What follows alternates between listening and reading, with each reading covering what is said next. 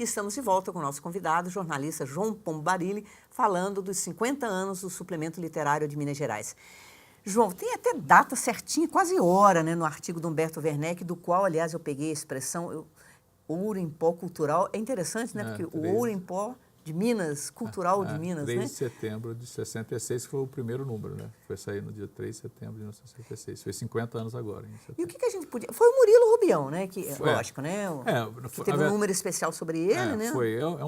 O suplemento está muito ligado à história de algumas pessoas, assim, em torno do Murilo, mas sobretudo o Murilo. O Murilo Rubião, Afonso Ávila, Laís Corrêa de Araújo, Aires da Mata Machado,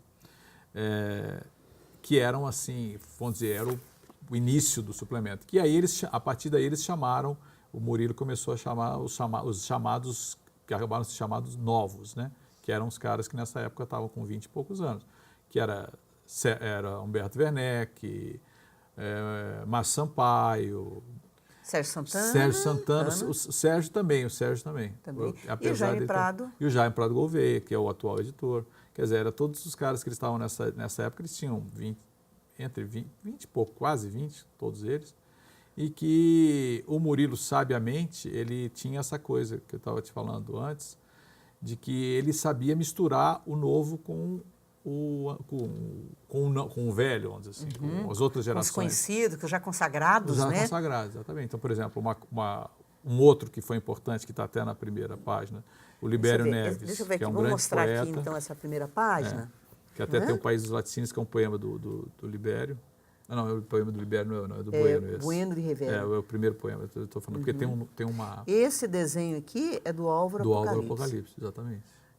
E o que eu estava querendo dizer do negócio do Libério é que o Libério é um poeta que, na época, tinha muito contato com o Emílio Moura, por exemplo, que é um poeta dos anos 20, é um poeta da geração do Drummond, e que ficou em Belo Horizonte. Então, existia esse diálogo. Eu acho que o grande segredo do suplemento, vamos dizer assim, é exatamente esse diálogo de gerações. Né? Por exemplo, isso aqui é uma matéria, né? Uma matéria sobre o Eduardo do Frieiro, né? Exatamente. O Frieiro, que era um cara também, que é um cara até da geração do Drummond, mas até um pouco antes. O Frieiro foi um cara que ele nunca se aceitou muito o modernismo, ele não levava muito a sério a geração do Drummond, né?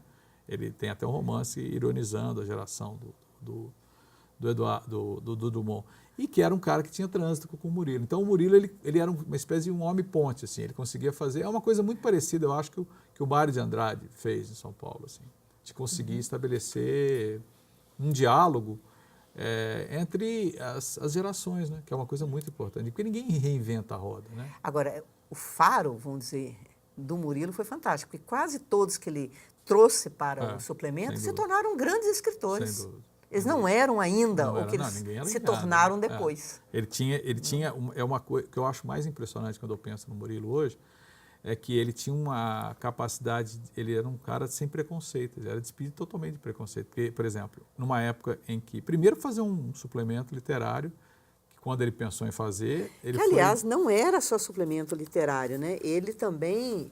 Ele transitava por outras... Exatamente isso que eu ia dizer, que ele tem artes plásticas, cinema... né? Aqui a gente tem uma matéria sobre o Godard, né? É um cara que ele tinha essa capacidade ele tinha essa visão da cultura não só fechada numa coisa, né? Que para aquela época, hoje é uma coisa bastante comum. A universidade já assimilou isso há algumas décadas, já, né? Como é que eles chamam isso? Multidisciplinar, transdisciplinar. Né? Que é uma coisa na época não se falava. E ele fez isso 50 anos atrás, né? Porque quando você folheia um suplemento dos anos 60, você vê que ele teve essa capacidade. Primeiro, isso que você falou, de sacar muito rapidamente caras que se tornaram fundamentais em várias áreas. Por exemplo, Humberto Werneck virou um grande jornalista, talvez um dos maiores jornalistas culturais Sérgio Santana, certamente, uns 5 ou 10 maiores escritores brasileiros. O Jaime Prado Gouveia, seu chefe, meu amigo. Que é um grande contista. Fichas de Vitrol. Exatamente. E Altar das Montanhas de Minas, exatamente. O livro dele também. Que é um outro grande escritor. E mais gente, assim, a gente poderia ficar falando. Luiz Vilela. Vilela foi ligado aos primeiros. Ele não tanto, porque ele não ficava tanto aqui, mas ele também. E os artistas plásticos, se não me engano, Eduardo de Paula? Eduardo de Paula foi um artista maravilhoso, que está muito ligado ao início. Acho que o Álvaro Apocalipse o também, Álvaro, que estava né? no primeiro, o Jarbas. É tanta gente, cara. Tanta gente, pois é. Muita gente, assim. Agora, e tem a figura do Murilo, que acho que você não chegou a conhecer, Não, naturalmente, né? eu não tinha... Mas todos falam, né? Eu tive o prazer, né, de conviver com o Murilo, assim, em algumas mesas, assim, boêmias, vamos dizer, no Lucas, que era uma pessoa muito, muito simples, realmente, no trato. Era uma pessoa que gostava muito de conviver com jovens também, né? Ele tinha essa... Eu não, infelizmente, não tinha idade para... Eu lembro do Murilo andando pelas ruas de Belo Horizonte, isso eu lembro. Eu tinha um certo medo dele, assim. Eu achava ele um cara meio estranho, assim. Eu lembro naquela região ali do Aneia. Sempre de terno cinza, gravata. Gravata não, sem gravata. Mas... Sempre muito formal, assim. No final ele usou um tênis também com aquele terno dele. Eu lembro dele. E eu fiz uma reportagem com ele que eu achei muito interessante, porque todo mundo sabe que o Murilo reescrevia dezenas, centenas de vezes. Murilava, né? Os contos dele, né? Ele se deixou só 33 contos. Sim, mas ele perdeu um dia no tempo do Xerox, ele perdeu um livro xerocado, todo pronto, que daí ele tinha chegado na versão definitiva. E ele perdeu andando num táxi. E aí eu fiz a matéria, ele no meio dos táxis, procurando e perguntando. Não achou, infelizmente. Eu tenho a maior curiosidade de saber onde foi parar esse livro. Bom, como ele tinha dezenas de versões... Certamente devia, espero. Ele era um cara muito ligado ele era um cara que reescreveu, como você falou.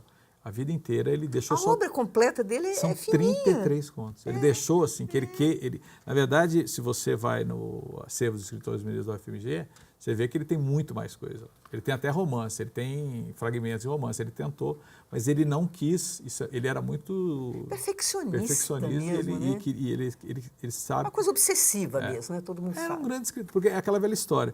Às vezes, escrever muito não quer dizer... Não quer dizer nada, né? E tem a famosa polêmica, né? Se ele foi ou não foi introdutor do realismo mágico, né? Mas, isso é outra coisa. Ele reivindicava isso. E eu muito acho que antes do realismo mágico latino-americano, ele já... Isso sem dúvida. E realmente, é verdade, né? E até nesse número que a gente fez em homenagem a ele, que saiu agora no primeiro semestre, eu não escrevi um texto porque eu não me considero crítico, mas eu fiz uma fortuna crítica, selecionei para mostrar exatamente como foi vamos dizer assim, o reconhecimento do Murilo, que foi tardio mesmo. Talvez o único crítico que entendeu o Murilo quando ele aparece nos anos 40 foi o Álvaro Lins, que ele escreve, que está até aí nesse...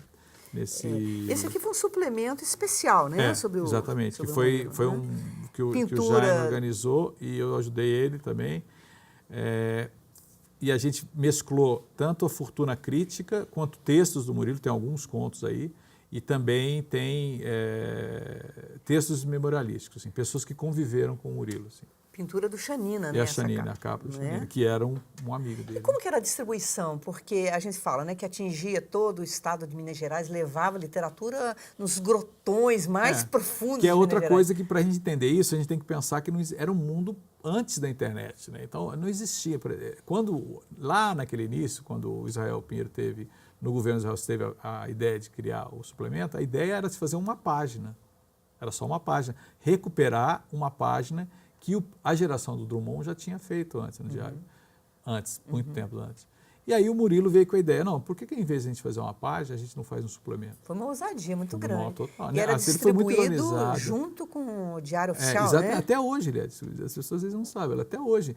E aí naquela época, para mais de 200 municípios, não chegava nada, não chegava nenhum tipo de jornal. Pensa bem, e aí de repente, pelas páginas do suplemento, Ouro em Pó Cultural, que fala, chegava Godard, a mais alta literatura.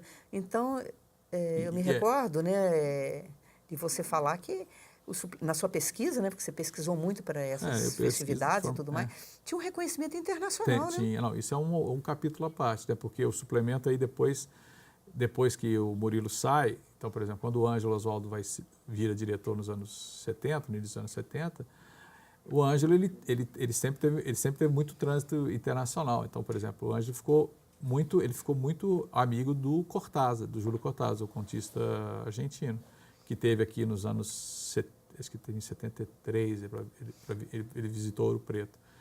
E coisa que talvez quase pouca gente sabe, por exemplo, o Cortázar, ele publicou um conto inédito, um texto inédito no suplemento. Ele mandou uma vez para o Ângelo. E ele dizia, uma vez ele disse para o Ângelo em Paris, que a primeira vez que ele tinha se visto em português tinha sido no suplemento literário.